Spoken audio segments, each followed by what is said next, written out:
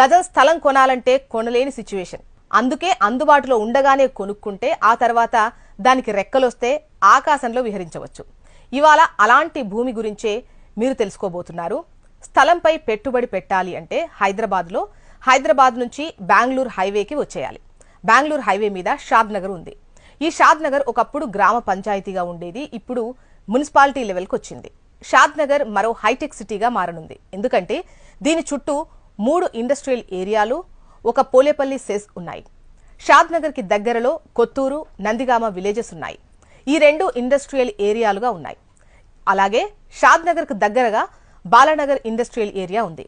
దీనికి తోడు షాద్ నగర్ ఎక్కువ ఇండస్ట్రియల్ కమ్యూనిటీగా ఉంది.